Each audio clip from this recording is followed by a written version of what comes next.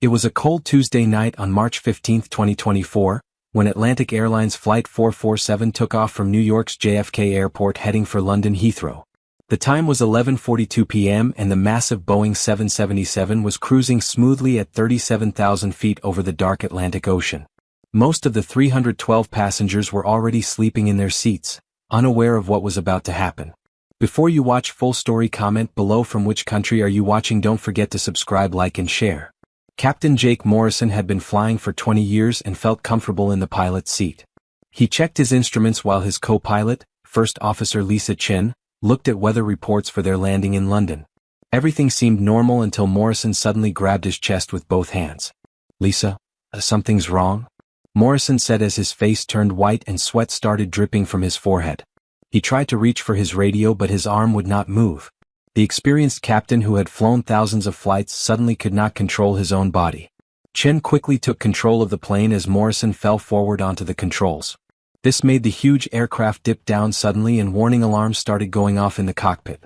The passengers who were awake felt the plane drop and some started to panic. Chin tried to pull Morrison back from the controls but he was unconscious and his body was heavy. She pressed the emergency button to call for help from the cabin crew while trying to keep the plane level. The flight attendants rushed to the cockpit when they heard the alarms. "The captain has collapsed," Chin told the head flight attendant Sarah. "I need you to get him out of his seat so I can fly properly. We might need to make an emergency landing." But as they tried to move Morrison's body, all the lights in the cockpit suddenly went out. The backup power kicked in a few seconds later, but now half of their instruments were not working. Chin realized they were in serious trouble. "This is getting worse," she said into her radio. "Flight 447 requesting immediate assistance. We have pilot incapacitation and multiple system failures." The air traffic controller in New York responded quickly. "Flight 447, we copy your emergency. What is your current status?" "We have lost primary electrical systems and our captain is unconscious. I am the only pilot left and I don't know if I can handle this alone," Chin replied, her voice shaking slightly. That's when they heard footsteps behind them in the cockpit. Everyone turned around expecting to see another flight attendant, but instead they saw a woman in a dark jacket standing in the doorway. She had short black hair and green eyes that seemed very familiar to Chin, but she couldn't remember where she had seen this face before. "Who are you?" Sarah asked the strange woman. "Passengers are not allowed in the cockpit, especially during an emergency." The woman stepped forward calmly and looked at all the flashing warning lights on the control panel. "My name is Captain Alex Rivera," she said in a steady voice. "And I'm here to help you save this plane." Chin stared at the woman in shock.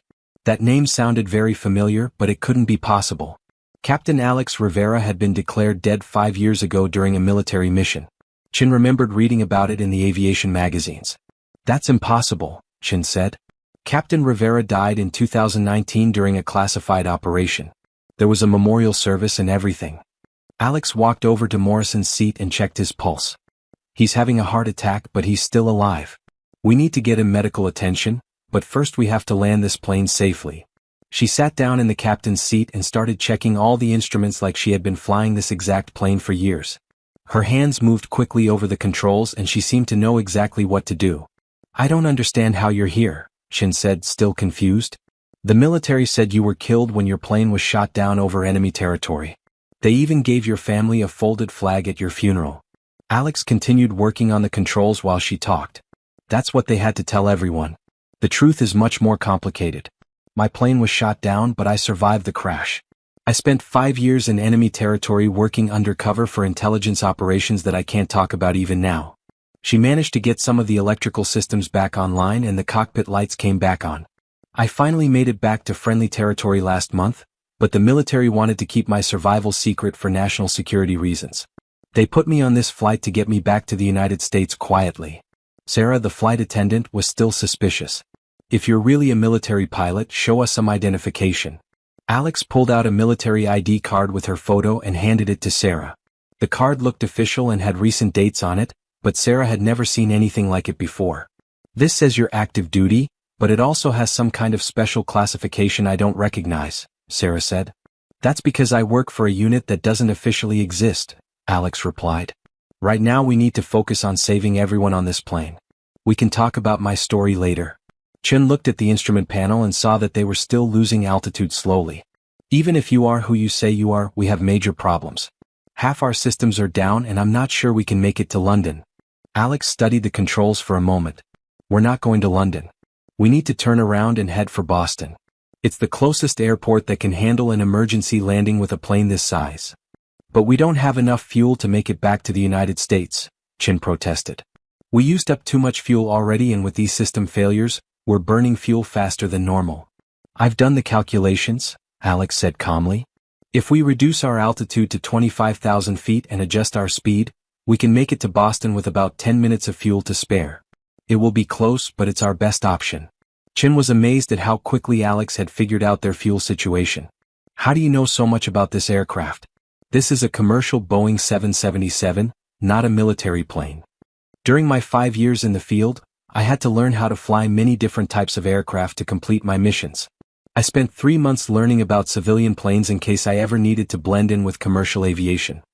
Alex started turning the plane around while Chin contacted air traffic control. Boston Control, this is Flight 447. We are declaring an emergency and requesting immediate clearance to land. We have pilot incapacitation and multiple system failures. The controller in Boston responded immediately. Flight 447, we have you on radar. You are cleared for emergency approach to runway 22L. Emergency vehicles are being dispatched to the airport now. As they began their descent toward Boston, Alex told Chin more about what had happened to her. When my reconnaissance plane was shot down 5 years ago, I was on a mission to gather intelligence about enemy missile sites. The plane crashed in a remote mountain area and I was the only survivor. Why didn't you contact anyone to let them know you were alive? Chin asked. The crash happened deep in enemy territory and my radio was destroyed. I had to hide from enemy patrols for weeks before I could move safely. When I finally made contact with friendly forces, they told me that I had already been declared dead and it was better for everyone if it stayed that way. Alex continued flying the plane while she explained. The intelligence I had gathered was so important that they needed me to stay undercover and continue working in the area. For 5 years, I lived like a ghost, gathering information that helped prevent several major attacks. Chin was starting to understand why Alex seemed so calm during this emergency. So you've been in dangerous situations like this before? Many times. When you spend 5 years living in enemy territory, you learn how to stay calm under pressure. You also learn that there's always a solution if you think clearly and don't panic. The plane was now at 25,000 feet and Boston was getting closer. But Alex noticed that one of their engines was starting to make strange noises and the temperature gauge was climbing. We have another problem, Alex told Chin. The left engine is overheating. We might lose it before we reach Boston. Chin looked at the engine readings and felt scared.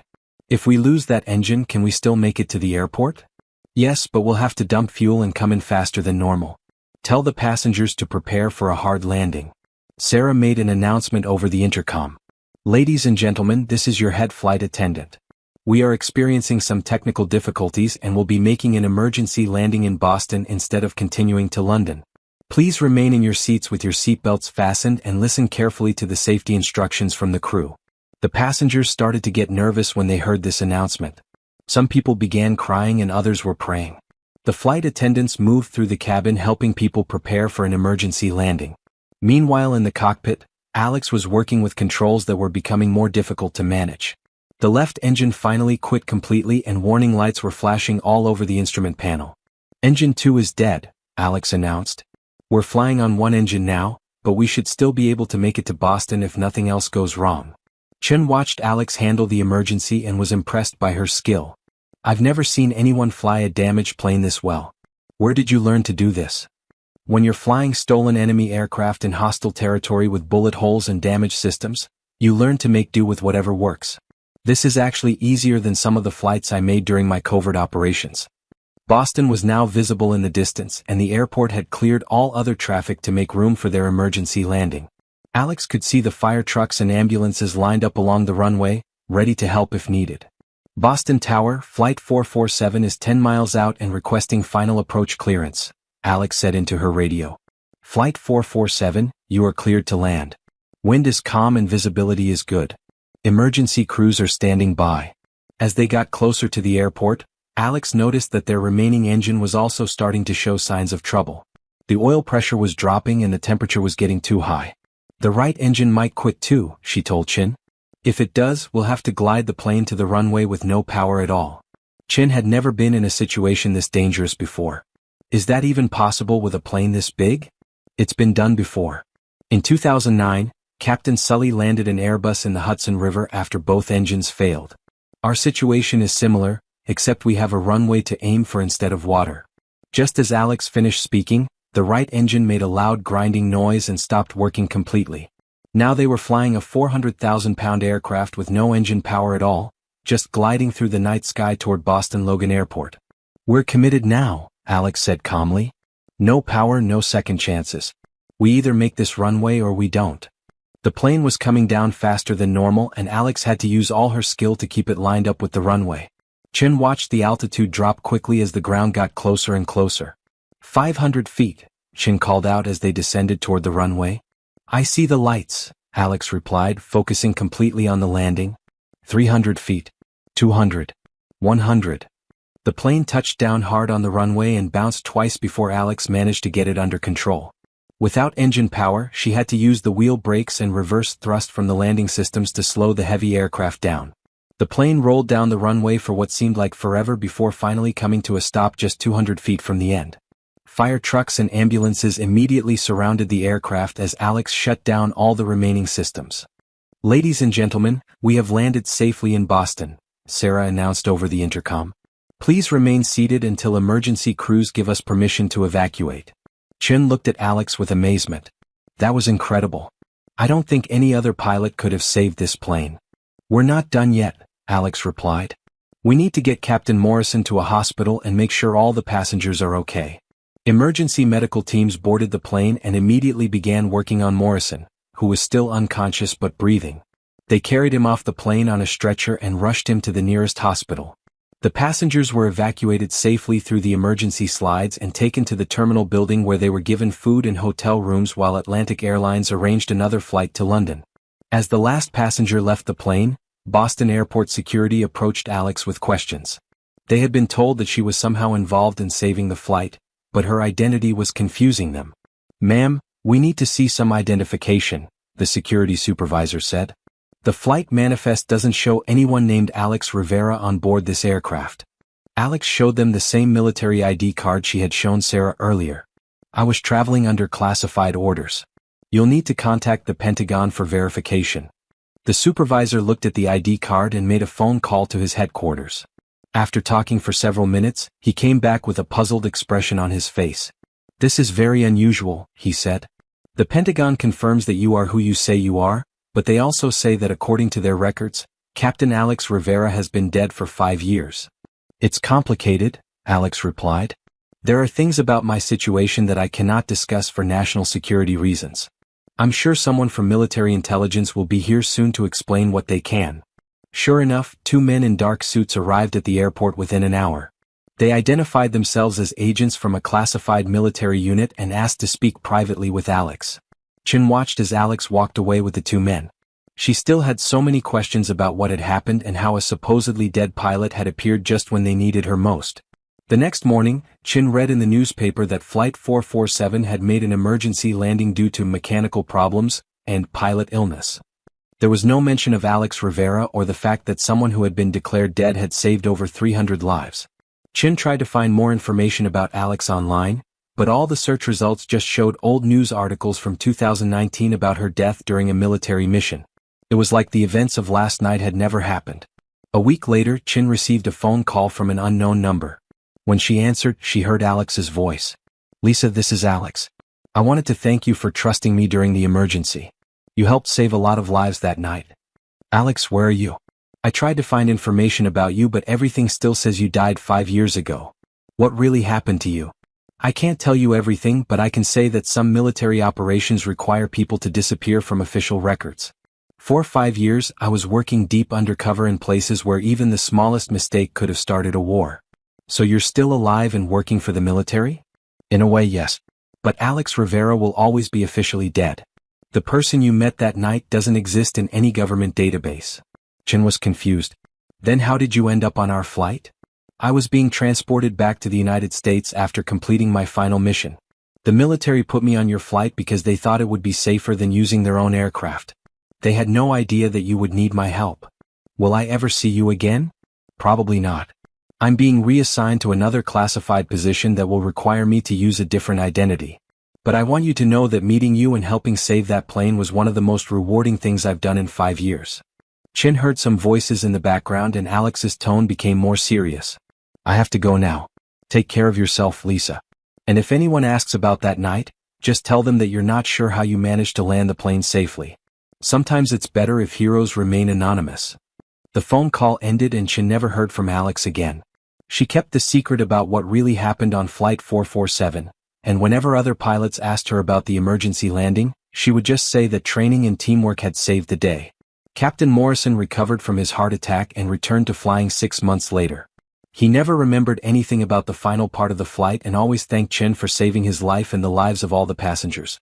The Boeing 777 was repaired and returned to service with Atlantic Airlines.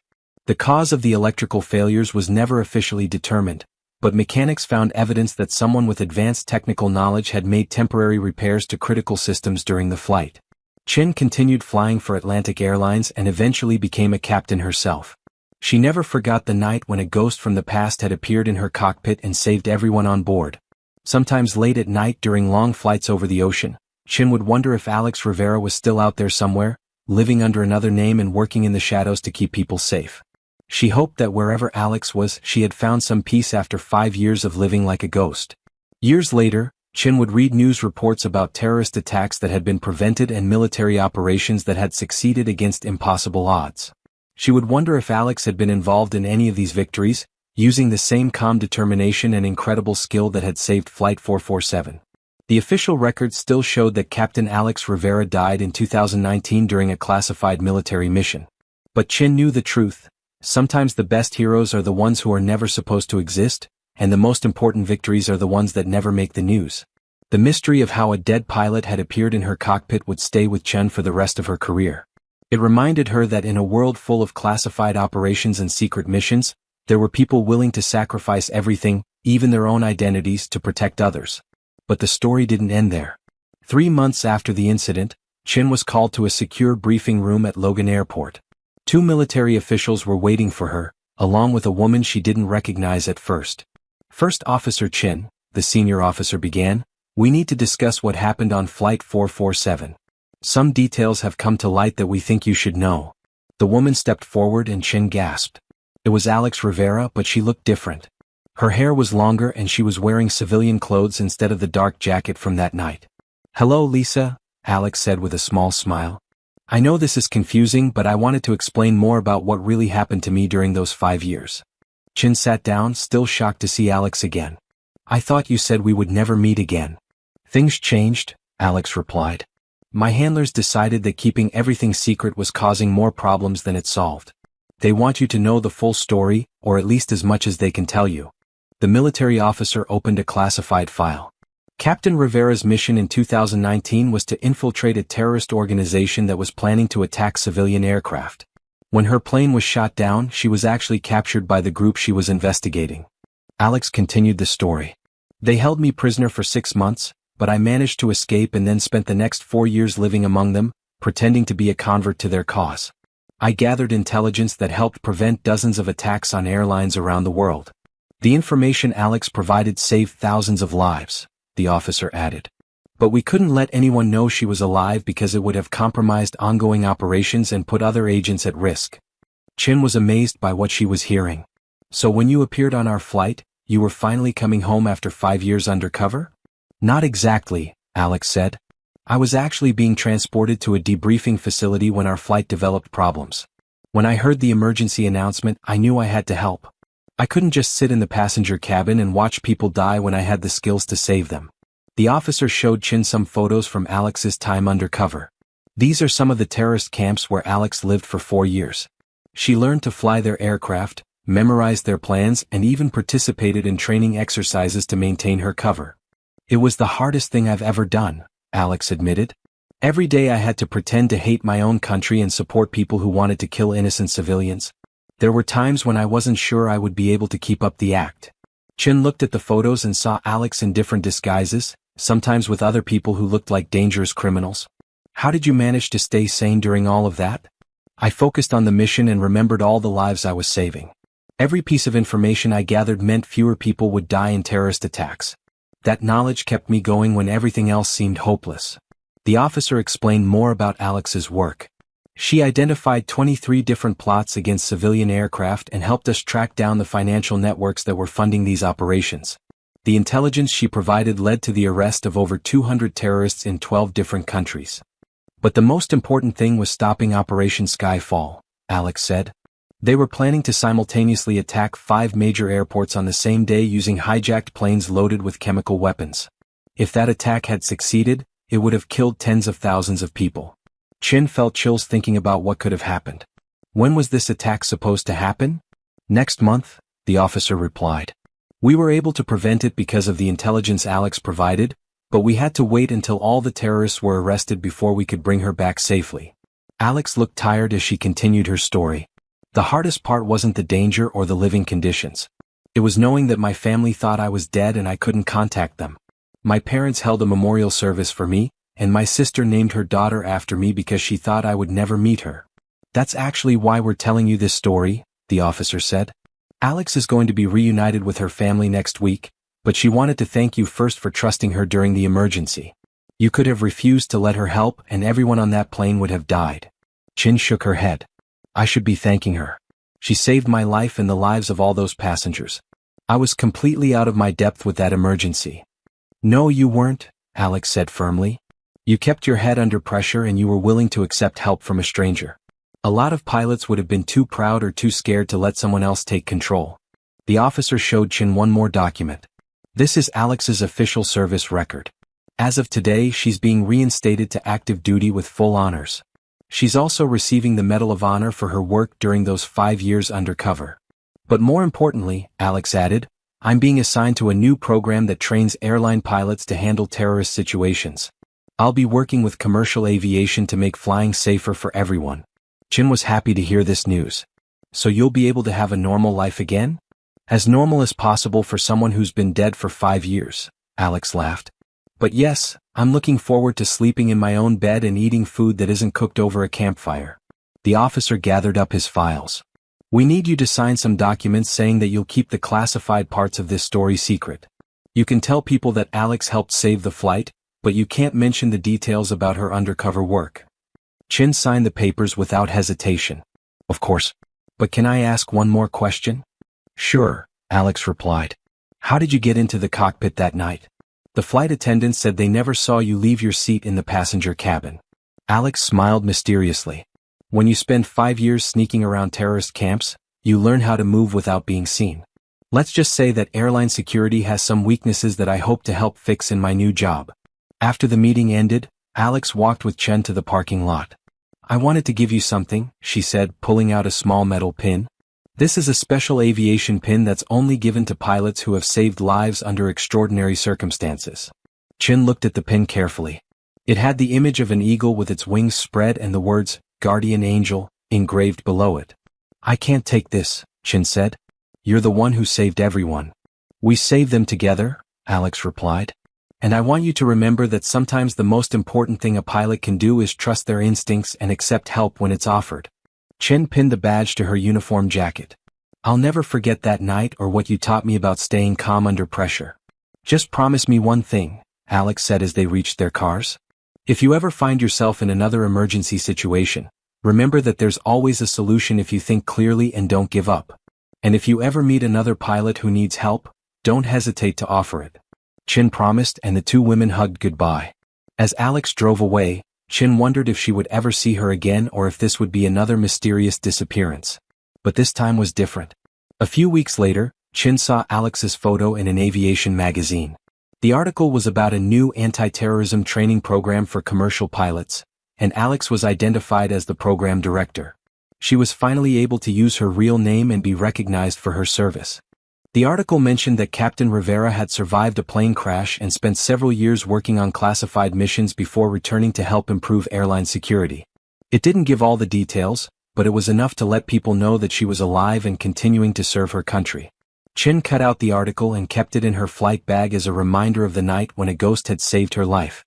She also started volunteering to help train other pilots in emergency procedures, sharing what she had learned from Alex about staying calm and thinking clearly under pressure. Years later, when Chin became a training captain herself, she would often tell new pilots about the importance of accepting help and working as a team during emergencies. She never mentioned Alex by name or gave the classified details, but she always emphasized that sometimes help could come from unexpected sources. The Boeing 777 that had nearly crashed that night continued flying for Atlantic Airlines for many more years. It was eventually retired and sent to a museum, where a small plaque near the cockpit honored the crew who had saved the lives of 312 passengers during a multiple system failure over the Atlantic Ocean. The plaque mentioned Captain Morrison, who had recovered from his heart attack and continued flying until his retirement. It also mentioned First Officer Chin, who had been promoted to captain and had become one of the airline's most respected training officers. But there was no mention of Alex Rivera or the mysterious woman who had appeared in the cockpit when all seemed lost. Her contribution remained classified, known only to a few people who had signed documents promising to keep her secret. Alex continued working on aviation security and helped develop new procedures that made flying safer for millions of passengers around the world. She finally got to meet her niece, who had been named after her, and was able to build a relationship with her family again.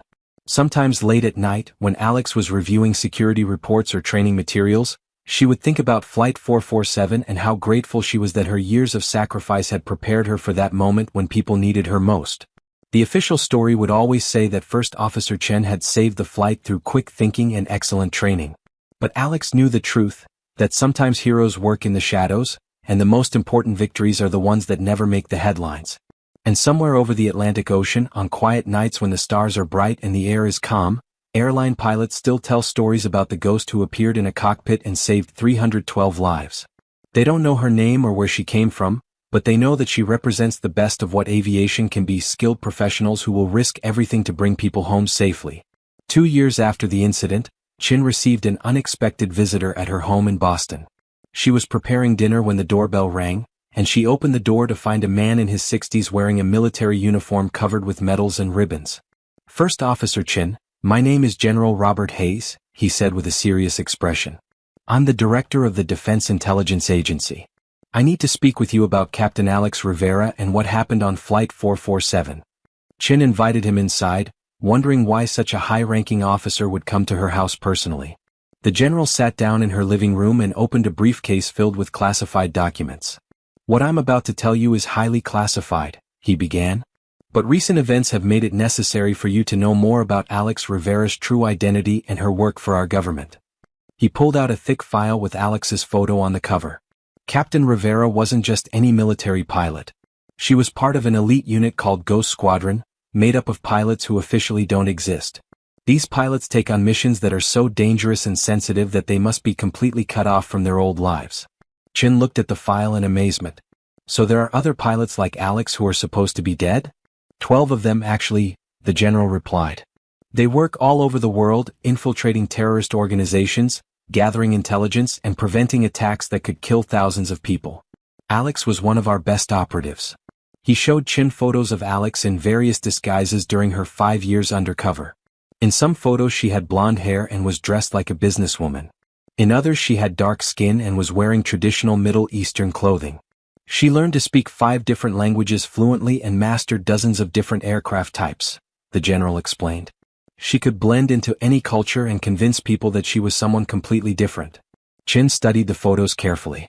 How did she learn to do all of this? "The Ghost Squadron training program takes 3 years to complete," he said.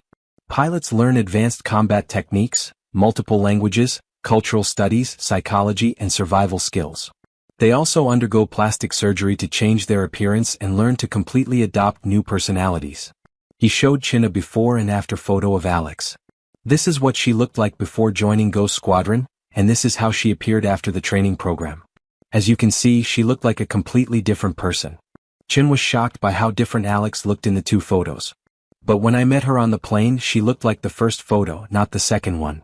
That's because she had reconstructive surgery to restore her original appearance when she completed her mission," the general explained. "We do this for all Ghost Squadron pilots when they return from long-term assignments. It helps them readjust to their old lives." He pulled out another document. But Alex's case was special. During her 5 years undercover, she discovered something that changed everything we thought we knew about international terrorism.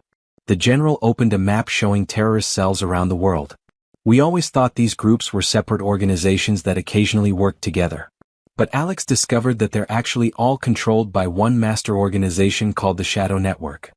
Chin looked at the map and saw red dots connected by lines showing relationships between different terrorist groups. So all these attacks around the world are being coordinated by the same people? Exactly.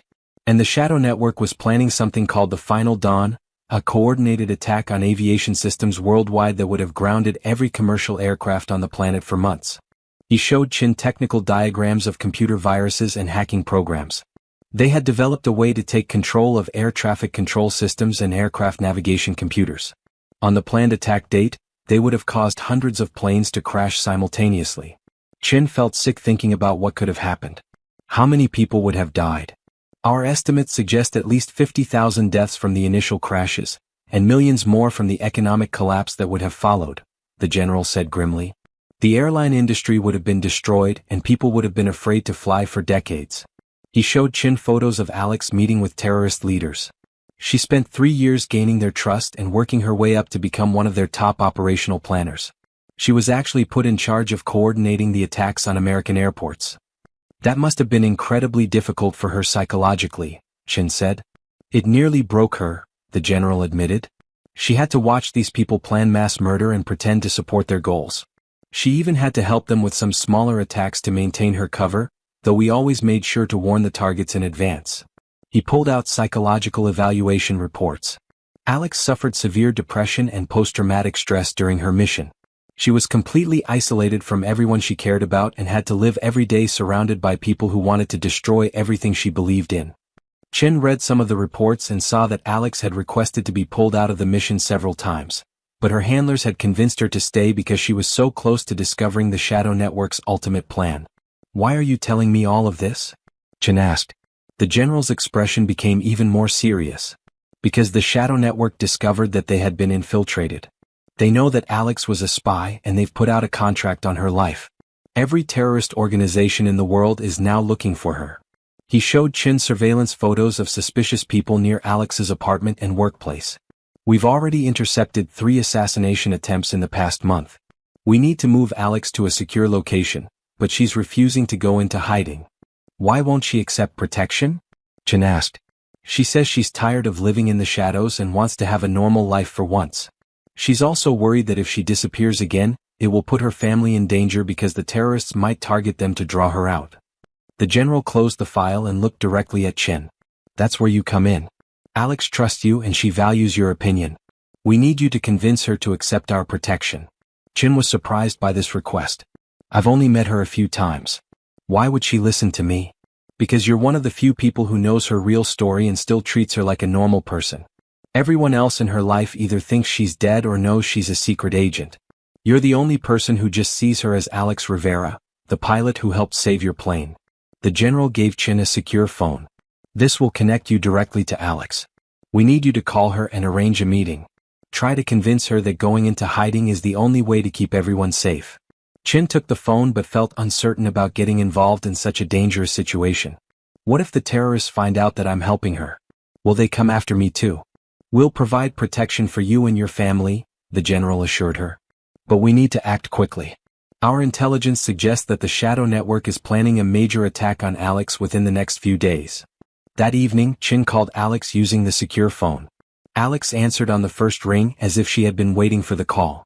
Lisa, I was wondering when you would contact me, Alex said. I assume someone from the government has asked you to convince me to disappear again. How did you know? Chin asked. Because they've been trying to get me to go into hiding for weeks, and they're running out of options. They probably figured that hearing it from a friend might change my mind. Chin could hear the exhaustion in Alex's voice. Alex, they showed me photos of people who are trying to kill you. This is serious. I know it's serious, but I'm tired of being afraid. For 5 years I lived every day wondering if someone would discover who I really was and kill me. I can't go back to that kind of life. But if you don't hide, they might kill you anyway, Chin pointed out. Maybe, but at least I'll die as myself instead of as some fake identity. I've spent so many years pretending to be other people that I'm not sure I remember who Alex Rivera really is anymore. Chin could hear the pain in Alex's voice and realized how much the years of undercover work had cost her. What if there was another option? Something that would let you stay in your real life but still be safe. I'm listening, Alex said. Chin thought for a moment. What if we could find a way to eliminate the threat instead of just hiding from it? You know more about the Shadow Network than anyone. Maybe we could use that knowledge to stop them permanently. The government has been trying to destroy the Shadow Network for decades. What makes you think we could succeed where they've failed? Because they've always been trying to fight from the outside. But you were on the inside. You know how they think and how they operate. Maybe that gives us an advantage they've never had before. Alex was quiet for a long moment. It would be incredibly dangerous. And it would mean going back into that world one more time. But it would also mean that you could finally have a real life when it's over. No more hiding, no more fake identities, no more looking over your shoulder. I'll think about it, Alex said finally. But if we're going to do this, we'll need help from people we can trust completely. The next day, Chin met with Alex and General Hayes at a secure military facility outside Boston. Alex looked tired but determined as she spread out maps and documents on a conference table. I've been thinking about Lisa's idea, Alex began. And I think there might be a way to destroy the Shadow Network permanently. But it will require taking enormous risks. She pointed to a location on the map. In 2 weeks, the Shadow Network is holding their annual coordination meeting in a remote compound in Afghanistan. All of their top leaders will be there, including the mysterious figure they call the architect who has been running the organization for over 20 years. General Hayes studied the map. We've known about these meetings for years, but the compound is too heavily defended for a military assault. We've never been able to get close to it. That's because you've been thinking like soldiers, Alex replied. But I'm thinking like a spy. What if we didn't attack the compound? What if we destroyed the organization from within? She pulled out detailed floor plans of the compound. I memorized these layouts during my time undercover. There's a central computer system that controls all of the Shadow Network's operations worldwide. If we could plant a virus in that system, we could destroy their entire network in one strike. Chin looked at the plans. But how would we get access to that computer system? I would go back undercover one more time, Alex said. They think I'm dead, so they won't be expecting me to show up at their meeting. I could infiltrate the compound and plant the virus. General Hayes shook his head. That's suicide. If they recognize you, they'll kill you immediately. Not if I don't look like myself, Alex replied. She pulled out photos of a woman who looked completely different from the Alex that Chin knew. This is Fatima al-Rashid, a terrorist bomb maker who was killed in Syria last month. She was supposed to attend the meeting, but the Shadow Network doesn't know she's dead yet. She showed them more photos. With plastic surgery and some training, I could take her place. I know enough about bomb making from my time undercover to convince them that I'm really her. Chin was horrified by the plan. You want to have surgery to look like a dead terrorist? That's insane. It's the only way, Alex insisted. And the surgery would be reversible. After the mission is complete, they could restore my original appearance. General Hayes studied the plan carefully. Even if the infiltration works, how would you escape after planting the virus? The compound will be in chaos once they realize what's happened. Alex pointed to an area near the compound. There's an abandoned airstrip about 5 miles away. If someone could position an aircraft there, I could steal a vehicle and fly out during the confusion. Who would pilot the escape aircraft? The general asked. Alex looked at Chin. Someone I trust completely. Someone who has already proven they can handle impossible situations. Chin realized that Alex was asking her to be part of this dangerous mission. You want me to fly the escape plane? I'm just a commercial pilot. I don't know anything about military operations. You know how to stay calm under pressure and you know how to fly. That's all we need. The escape aircraft would be a simple Cessna, nothing complicated. General Hayes was skeptical. This plan has too many variables. If any part of it goes wrong, both of you will be killed. If we don't try this, the Shadow Network will eventually succeed in one of their attacks, Alex replied. How many innocent people will die because we were too afraid to take a risk? Chin thought about all the passengers on Flight 447 who would have died if Alex hadn't been willing to take risks to save them. If Alex is willing to do this, then I'll help her. But we need to plan every detail carefully. General Hayes reluctantly agreed to support the mission, but insisted on providing extensive backup and emergency extraction plans. If this goes wrong, I want multiple ways to get you both out of there alive. For the next week, Alex underwent intensive preparation for her transformation into Fatima al-Rashid. Military doctors performed subtle plastic surgery to change the shape of her nose and cheekbones. Makeup experts taught her how to alter her appearance with cosmetics and prosthetics. Language specialists helped her perfect the specific Arabic dialect that Fatima would have spoken. Meanwhile, Chin received crash training in covert aviation operations. She learned how to fly in hostile territory, how to land on unprepared airstrips in the dark, and how to perform emergency takeoffs under combat conditions. The most important thing to remember, her instructor told her, is that in covert operations, speed and stealth are more important than perfection. You don't have to be the best pilot in the world, you just have to be good enough to get the job done. Chin also learned about the computer virus that Alex would be planting. It's called Medusa, a cyber warfare specialist explained. Once it's introduced into the Shadow network system, it will spread to every connected computer worldwide. Within 6 hours, their entire digital infrastructure will be destroyed. The virus was contained in a device that looked like an ordinary USB flash drive. Alex just needs to plug this into any computer that's connected to their network. The virus will do the rest automatically. As the mission date approached, Chin felt more and more nervous about the plan. She had never been involved in anything more dangerous than commercial aviation emergencies, and now she was about to participate in what amounted to a secret war against international terrorism. The night before they were scheduled to leave for Afghanistan, Alex came to Chen's hotel room to talk.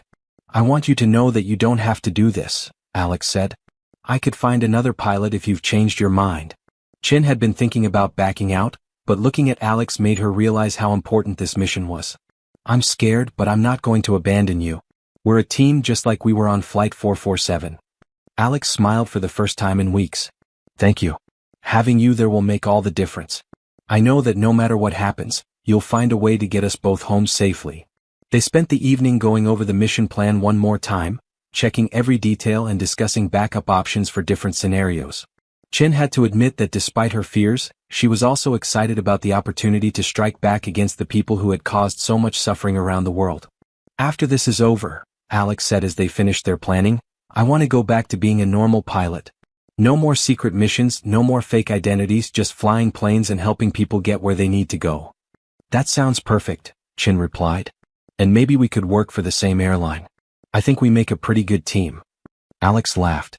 "I'd like that. It would be nice to have a friend who understands what it's like to risk everything to save people's lives." As they prepared for bed, both women knew that the next few days would determine not only their own fates, but potentially the safety of millions of innocent people around the world. The mission to destroy the Shadow network was about to begin, and there would be no turning back once they crossed into enemy territory.